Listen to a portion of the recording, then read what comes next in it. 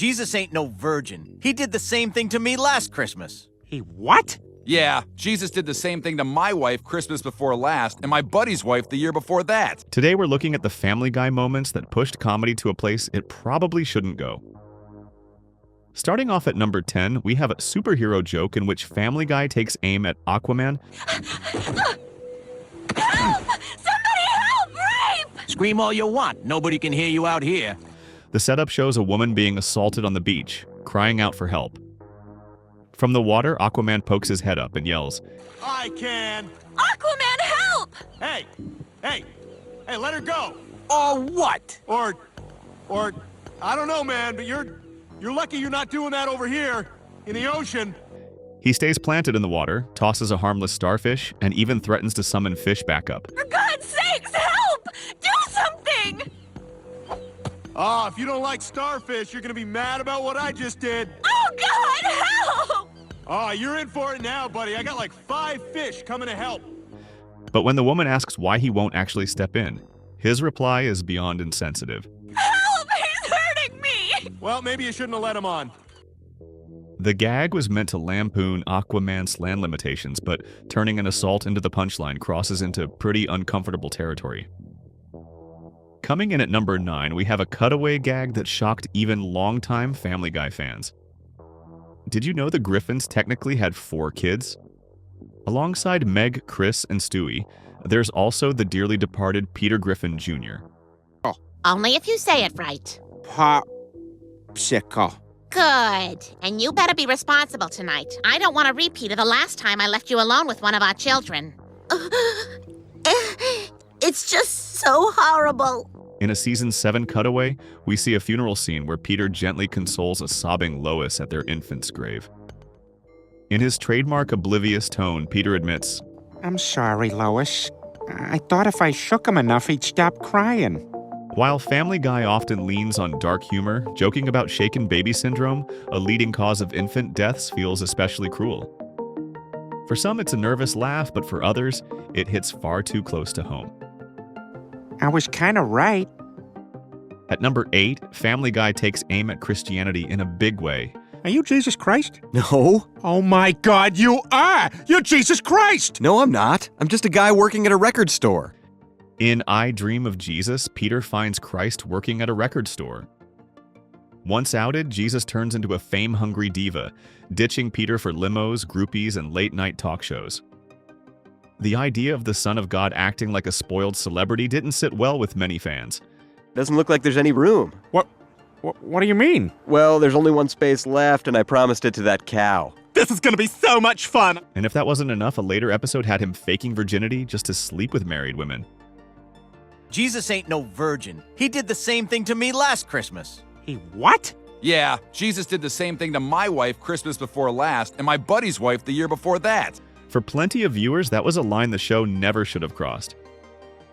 At number 7, Family Guy takes gross-out humor to a whole new level. I suppose the easiest way would be to use the diaper as a bowl of sorts. Do you know how to take it off? No, I've never done it myself. Mum does it. In Brian and Stewie, the show takes a rare, serious turn. No cutaways, just raw character development. For a while, it actually works, giving fans a deeper look at the odd friendship between the dog and baby. I can't believe we're doing this. Ugh, it really smells bad, doesn't it? Yeah. You sure you can't stay like this? I'm getting a rash, Brian. I can feel it. But then comes the moment no one asked for. Locked in a bank vault all weekend, Stewie ends up with a dirty diaper and begs Brian to eat it clean. Oh, God! Okay, you ready? Against all reason, he does. It's your thing.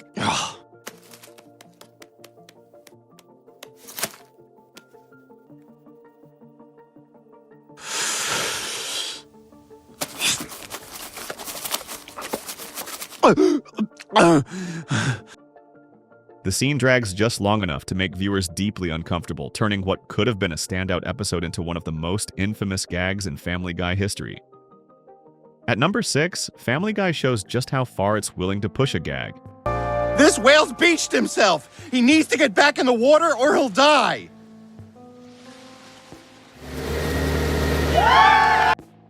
In a 2014 episode, Peter gets his hands on a forklift, which already spells disaster.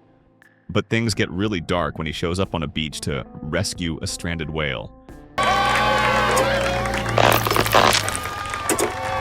Instead of saving it, Peter accidentally impales the massive animal on the forklift prongs. What follows is nearly a full minute of him struggling to shove the whale back into the ocean while gruesomely tearing it apart in the process.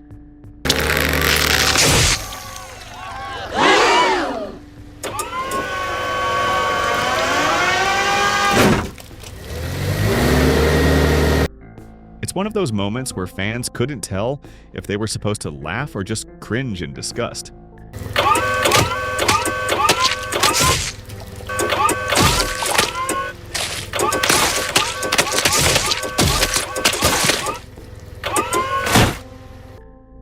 And to make things even stranger, something similar happened in real life in 2015, when a failed attempt to move a whale carcass ended in disaster on a Uruguayan beach. At number 5, Family Guy slides into dangerously dark territory. Peter, put that knife down. Lois, I don't have any friends. In the episode, a depressed Peter asks Lois from another room how to take his own life, and Meg, in her usual grim comic mode, actually offers what she thinks are tips. The gag goes for shock, but by flirting with real-world suicide, it stops feeling like satire and starts feeling irresponsible. Meg is right. Okay, I'll be in the garage. The show even skirts dangerously close to providing actionable information, which we won't repeat here. Critics and mental health advocates alike called the bit tone-deaf, arguing it could be triggering or harmful to vulnerable viewers. At number 4, Family Guy turns one of the darkest diagnoses into a punchline. I don't know how to tell you this, Mr. Devaney, so I'll let these guys do it. You have AIDS. Yes, you have AIDS. I hate to tell you, boy, that you have AIDS. In a Season 4 cutaway, Peter is shown in yet another random career, this time as part of a barbershop quartet. You may have caught it when you stuck that filthy needle in here. Their job? To deliver hospital news by singing it. Cue the group cheerfully belting out. Or maybe all that unprotected sex put you here. It isn't clear, but what we're certain of is you have AIDS. Yes, you have AIDS. What might have sounded like a clever setup quickly turned into one of the show's most infamous gags, with many viewers calling it tasteless and cruel. I'm sorry, I wish it was something less serious. Writers later defended the joke, saying the humor came from the sheer absurdity of singing something so serious. But not everyone was buying it. The moment was divisive enough that Peter even revisits it years later in Season 19, this time half admitting he regrets it.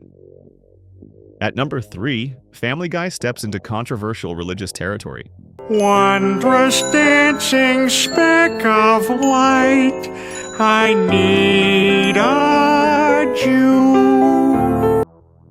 In a Season 3 episode, Peter finds himself in need of a good accountant and bursts into song, wishing for a Jew of his very own. The number leans on the long-standing stereotype of Jewish people and money, and while some viewers brushed it off as edgy satire, others found it flat-out offensive.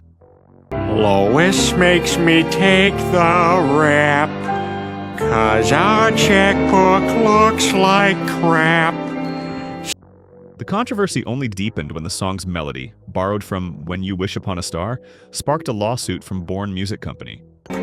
I need a Jew. They claimed the parody was degrading and stripped the original of its wholesome image. For many, though, the damage was already done. This was one parody that didn't land with everyone. At number 2, Family Guy tackles one of its darkest and most uncomfortable storylines.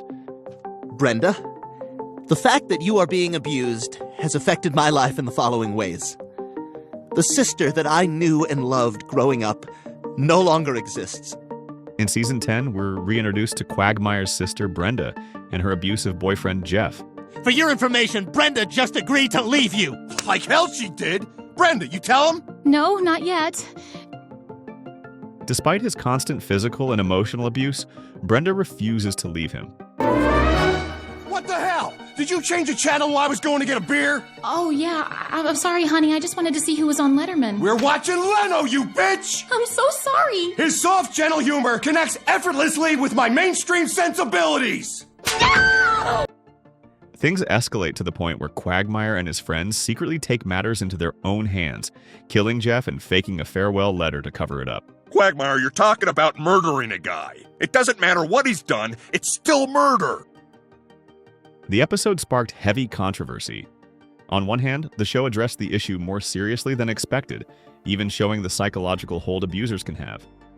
But many critics argued it was too dark for a comedy like Family Guy.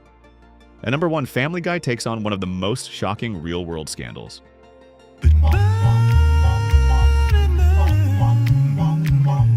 In a season 14 episode, the show reimagines the opening credits of The Cosby Show. Everything looks normal, Bill Cosby dancing and mugging for the camera, except his co-stars are nowhere to be seen.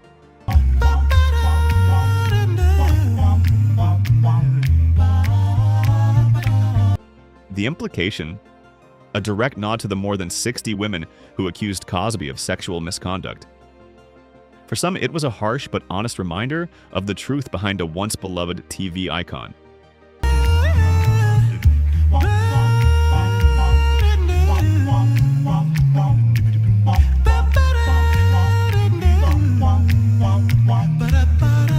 For others, it was just too cruel, turning decades of trauma into a quick punchline.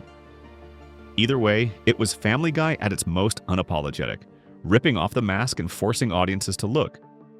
Love it or hate it, Family Guy proves no topic is off limits. Stick around by subscribing and we'll see you in the next video, which you might also like.